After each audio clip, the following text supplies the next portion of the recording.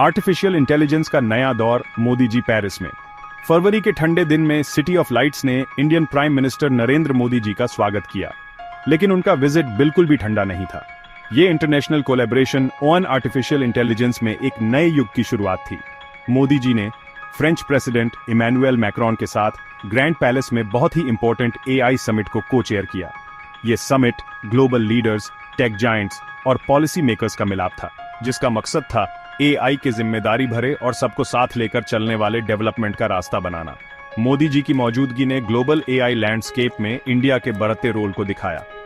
जैसे जैसे दुनिया एआई के ट्रांसफॉर्मेटिव पोटेंशियल से जूझ रही है, इंडिया अपने बड़े टेक्निकल टैलेंट पूल और सबके साथ ग्रोथ के कमिटमेंट के साथ एक इंपॉर्टेंट प्लेयर के रूप में खड़ा है।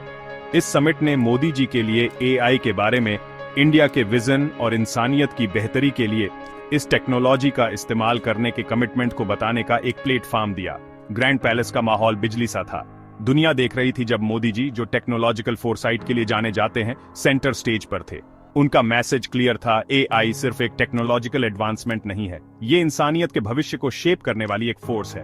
और ये भविष्य, मोदी जी ने जोर दिया, कूपरेशन, एथिक्स और शेयर्ड वैल्यूज की नींव पर बनना चाहिए। पेरिस समिट सिर्फ अनाउंसमेंट्स और प्रोमिसेस के बारे में नहीं था, ये एक्शन के बारे में था। मोदी जी ने अपने एड्रेस में इंडिया एआई रेवोल्यूशन में लीडर बनने के लिए जो कंक्रीट स्टेप्स ले रहा है, उन्हें बताया। अपना खुद का लार्ज लैंग्वेज मॉडल डेवलप करने से लेकर एआई स्टार्टअप्स के लिए एक वाइब्रेंट इकोसिस्टम बनाने तक, इंडिया एआई के ट्रांसफॉर्मेटिव पोटेंशियल को अपनाने से पीछे नहीं हट रहा है। एआई के भविष्य को शेप करना, इंडिया का विजन और ग्लोबल गवर्नेंस।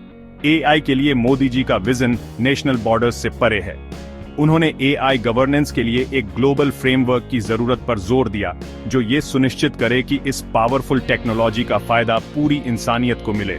मोदी जी ने कहा कि ये फ्रेमवर्क ट्रांसपेरेंसी, अकाउंटेबिलिटी और इंक्लूसिवनेस के प्रिंसिपल्स पर बना होना चाहिए। मोदी जी ने कहा कि इंडिया इस ग्लोबल एआई ऑर्डर को शेप करने में लीडिंग रोल निभाने के लिए तैयार है। उन्होंने इंडिया के unique public private partnership model पर रोशनी डाली, जिसने इनोवेशन को बढ़ावा दिया है और एडवांस्ड कंप्यूटिंग रिसोर्सेज सबके लिए अवेलेबल कराए हैं। मोदी जी का मानना है कि ये मॉडल उन दूसरे देशों के लिए एक टेम्पलेट का काम कर सकता है, जो इंक्लूसिव ग्रोथ के लिए एआई की पावर का इस्तेमाल करना चाहते हैं। इंडिया के अप्रोच का सेंटर एआई फॉर ओनएल है। मोदी जी ने डिजिटल डिवाइड को कम करने और ये सुनिश्चित करने की जरूरत पर जोर दिया कि एआई के फायदे दुनिया के दूर दराज इलाकों तक पहुंचे, खासकर ग्लोबल साउथ तक। इक्विटेबल एक्सेस का ये कमिटमेंट सिर्फ सोशल जस्टिस का मामला नहीं है, ये एआई के पूरे पोटेंशियल को अनलॉक करने के लिए जरूरी है। मोदी जी की बातें ऑडियंस के दिल को छू गई। एआई के लिए उनके ह्यूमन सेंट्रिक अप्रोच का विजन, जो एथिकल कंसिडरेशंस और इक्विटेबल एक्सेस को प्रायोरिटी देता है, लीडर्स और एक्सपर्ट्स सबको पसंद आया। ग्लोबल एआई गवर्नेंस के लिए इंडिया का कमिटमेंट, एआई डेवलपमेंट के लिए उसके अपने एम्बिशियस प्लान्स के साथ, उसे इस ट्रांसफॉर्मेटिव टेक्नोलॉजी के भविष्य को शेप करने में एक की प्लेयर के रूप में स्थापित करता है। रेगुलेटरी लैंडस्केप को नेविगेट करना, मैक्रोन का रूल्स के लिए कॉल और वैंस की कंसर्न्स। रिस्पॉन्सिबल एआई डेवलपमेंट के स्ट्रॉन्ग एडवोकेट मैक्रोन ने ग्लोबल गवर्नेंस के लिए मोदी जी के कॉल को दोहराया। उन्होंने एआई सिस्टम्स के डेवलपमेंट और डिप्लॉयमेंट को गाइड करने के लिए क्लियर रूल्स और रेगुलेशंस की जरूरत पर जोर दिया। मैक्रोन ने कहा कि ये रेगुलेटरी फ्रेमवर्क एआई से जुड़े रिस्क, जैसे एल्गोरिथमिक बायस, जॉब डिस्प्लेसमेंट और मैलिशियस परपजेज के लिए एआई के पोटेंशियल मिसयूज को कम करने के लिए जरूरी है। हालांकि मैक्रोन के स्टांस को US vice president JD Vance के पुशबैक का सामना करना पड़ा। ज्यादा कॉशियस अप्रोच को रिप्रेजेंट करते हुए वैंस ने एआई के ज्यादा रेगुलेशन के खिलाफ चेतावनी दी और कहा कि ये इनोवेशन को रोक सकता है और यूएस कंपनीज की कम्पिटिटिवनेस को हर्ट कर सकता है। वैंस की कंसर्न्स ने उस नाजुक बैलेंस को हाईलाइट किया जो पॉलिसी मेकर्स को इमर्जिंग टेक्नोलॉजीज को रेगुलेट करते समय बनाना होता है। हालांकि सेफगार्ड्स की जरूरत नहीं झुठलाई जा सकती, लेकिन ज्यादा रेगुलेशन इनोवेशन को रोक सकता है और एआई के पोटेंशियल बेनिफिट्स को लिमिट कर सकता है। चैलेंज, जैसा कि मैक्रोन और वैंस दोनों ने बताया, इनोवेशन को बढ़ावा देने और पब्लिक इंटरेस्ट की रक्षा करने के बीच सही बैलेंस ढूंढने में है। एआई रेगुलेशन पर डिबेट अभी खत्म नहीं हुई है। पेरिस समिट ने इस इंपॉर्टेंट डिस्कशन के लिए एक प्लेटफॉर्म दिया, जिसमें दुनिया भर के अलग अलग पर्सपेक्टिव्स को इकट्ठा किया गया। जैसे जैसे एआई बेहद तेजी से बदल रहा है, एथिकल गाइडलाइंस और रेगुलेटरी फ्रेमवर्क्स पर ग्लोबल कंसेंसस की जरूरत और ज्यादा बाअच रही है। पेरिस एआई समिट कोलैबोरेशन के लिए एक कॉल और भविष्य की एक ग्लिम्स।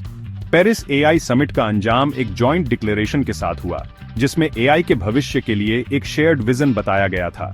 इंडिया और फ्रांस समेत कई देशों द्वारा साइन किए गए इस डिक्लेरेशन में अच्छाई के लिए एआई की पावर का इस्तेमाल करने में इंटरनेशनल कोलैबोरेशन की इंपॉर्टेंस पर जोर दिया गया। इसमें joint research initiatives, data sharing agreements और एआई डेवलपमेंट के लिए कॉमन एथिकल प्रिंसिपल्स डेवलप करने का कॉल दिया गया। समिट का अंत एक इंपॉर्टेंट अनाउंसमेंट के साथ हुआ। मैक्रॉन ने एक ऐसे जेस्चर में जिसने एआई लैंडस्केप में इंडिया के बढ़ते इन्फ्लुएंस को दिखाया, अनाउंस किया कि इंडिया अगले इंटरनेशनल एआई समिट को होस्ट करेगा।